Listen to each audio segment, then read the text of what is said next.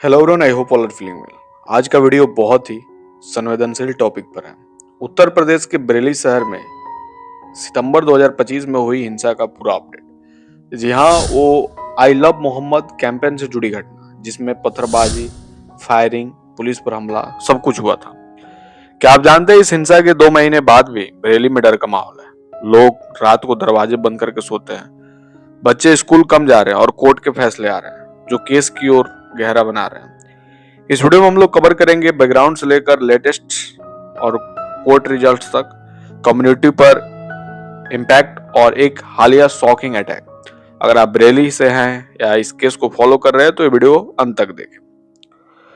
सबसे पहले दोस्तों, बरेली हिंसा की जुड़ी कुछ महीने पहले की है। जुलाई अगस्त 2025 में देश भर में आई लव मोहम्मद कैंपेन चला। यह एक सोशल मीडिया मूवमेंट था जो पैगंबर मोहम्मद के खिलाफ कथित अपमानजनक बयानों के विरोध में शुरू हुआ। कानपुर में ईद ए मिलाद उन नबी के जुलूस के दौरान पोस्टर्स लगाए गए जिन पर आई लव मोहम्मद लिखा था। हिंदू संगठनों ने आपत्ति जताई और 24 लोगों पर केस दर्ज हुए। शाहजहांपुर जैसे शहरों में भी पैगंबर के खिलाफ कथित टिप्पणियां हुई, जिससे तनाव बढ़ा। इसी बीच बरेली के इत्तेहाद ए मिल्लत काउंसिल के चीफ मौलाना तौकीर रजा खान ने एक अपील जारी की। उन्होंने मुसलमान समुदाय से कहा कि 26 सितंबर 2025 को बरेली के इस्लामिया इंटर कॉलेज ग्राउंड पर इकट्ठा होकर शांतिपूर्ण विरोध जताया। मौलाना तौकीर, जो अल्लाह हजरत फैमिली से हैं, और इस्लामी स्कॉलर अहमद रजा खान बरेली के वंशज भी, कि ये कॉल रिकॉर्डिंग वायरल हो गई। लेकिन समस्या ये थी कि उत्तर प्रदेश सरकार ने धारा 163 भारतीय नागरिक सुरक्षा संहिता के तहत प्रोबेटरी ऑर्डर जारी कर दिए थे। मतलब कोई भी बड़ी भीड़ इकट्ठा नहीं हो सकती। फिर 200-250 लोग पहुंच गए प्ले कार्ड्स के लिए। आई लव मोहम्मद के नारे लगाते हुए पुलिस ने डिस्पर्स करने को कहा, लेकिन बात बिगड़ गई। दोस्तों, यहीं से हिंसा का ग्राफ ऊपर चढ़ा। 26 सितंबर 2025 शुक्रवार बरेली के श्यामगंज इलाके में बरादरी पुलिस स्टेशन के अंडर इस्लामिया इंटर कॉलेज के ग्राउंड पर भीड़ जमा हुए। मौलाना तौकीर रजा की कॉल पर लोग आए थे, लेकिन जैसे ही पुलिस ने रोकने की कोशिश की, हालात बेकाबू हो गए। भीड़ ने पुलिस पर पत्थर, ईंटें, एसिड, बोतलें फेंकी, यहां तक कि गोलियां भी चली। पुलिस कर्मियों के कपड़े फट गए, 2 अफसर घायल हो गए। विवरण के मुताबिक भीड़ में एंटी सोशल एलिमेंट्स घुस गए। पुलिस ने न्यूनतम फोर्स का इस्तेमाल किया, लाठीचार्ज, आंसू गैस, लेकिन नुकसान हो चुका था। शाम तक हिंसा फैल गई, दुकानें बंद, सड़कें खाली। आईएमसी के लीडर्स पर आरोप लगाया कि उन्होंने जानबूझकर तनाव भड़काया।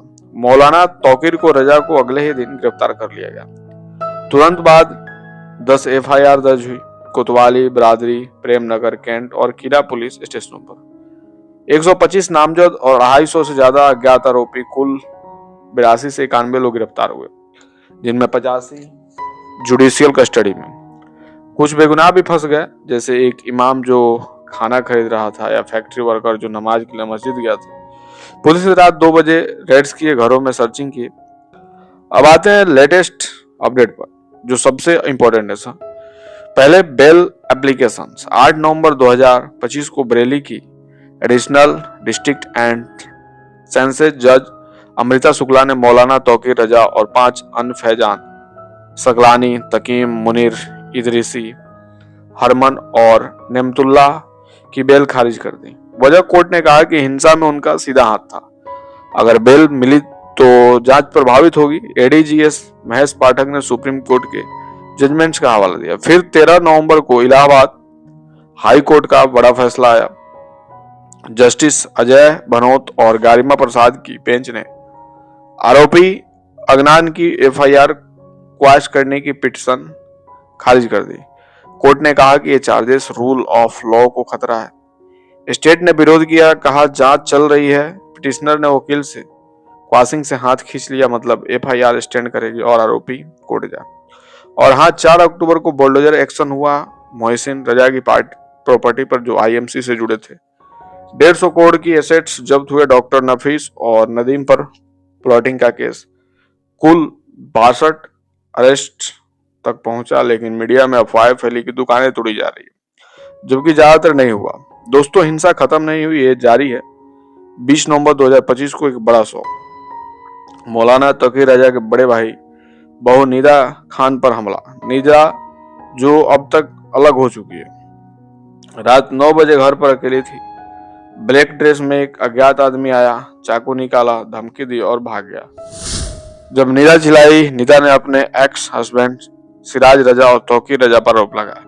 कहा आईएमसी चीफ के फॉलोअर्स उन्हें सोशल मीडिया पर गालियां दे रहे हैं और फोन पर थ्रेट्स आ रहे हैं। पुलिस ने सीसीटीवी चेक करी, इंस्पेक्टर धनंजय पांडे लीड कर रहे थे। यह अटैक डायरेक्टली बरेली केस से जुड़ा है क्योंकि तौकीर जेल में है। क्या यह बदला है या फैमिली ड्रामा, जांच जारी है।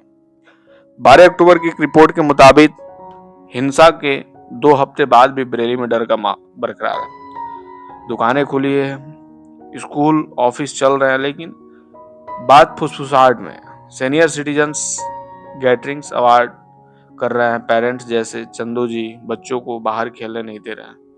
मुस्लिम एक्टर साफी ने रामलीला से किनारा कर लिया क्योंकि असहज महसूस कर रहे हैं। जुमे की नमाज पर स्कूलों में एमरजेंसी बढ़ गई है। हिंदू मुस्लिम दोनों बच्चों की इस्लामिया ग्राउंड ब्लॉक, पुलिस तैनात, बिहारी दल जैसी रोड साइलेंट। बुलडोजर की अफवाह से पैनिक, लेकिन किताब विक्रेता जमीर अहमद कहते हैं कि ज्यादा तो नहीं तोड़ा गया। सवाल यह है कि किससे फायदा, पॉलिटिकली मेनस्ट्रीम को, फ्रिज एलिमेंट्स को, मिसक्रेट्स को या पुलिस को। सोशियो इकोनॉमिक हार्मनी टूट रही है, लेकिन कुछ पॉजिटिव भी है। विंडरमेयर थिएटर में रामलीला चली, टेम्पल मेंटेनेंस जारी हुए, लेकिन ओवरऑल शहर की वाइब्रेसी खो गई। दोस्तों, एक केस हमें सोचने पर मजबूर करता है कि आई लव मोहम्मद जैसे कैंपेन्स अच्छे हैं, लेकिन प्रोबेटरी ऑर्डर्स का पालन क्यों नहीं हुआ। मौलाना तौकीर की कॉल में एंटी सोशल एलिमेंट्स क्यों घुसे, और अब जब कोर्ट सख्त हो रहा है तो कम्युनिटी कैसे रिकवर करे। मेरा मानना है कि हिंसा किसी को फायदा नहीं देती। हिंदू मुस्लिम भाई भाई हैं। बरेली जैसे शहर जहां सूफी कल्चर फलता फूलता है को शांति चाहिए। गवर्नमेंट्स को जांच तेज करनी चाहिए, इनोसेंट्स को रिलीज और डायलॉग शुरू। अगर आप क्या सोचते हैं कमेंट्स में बताएंगे। 21 नवंबर तक कोई नया अरेस्ट या कोई डेट नहीं है, लेकिन केस चल रहा है। अगर कुछ ब्रेकिंग हो तो आगे जो हम इसका अपडेट देंगे। दोस्तों, ये था बरेली हिंसा का फुल अपडेट। उम्मीद है पसंद आया होगा। अगर पसंद आया तो चैनल को लाइक, सब्सक्राइब और शेयर करेंगे। जल्दी मिलते हैं ऐसा कोई नया वीडियो लेकर।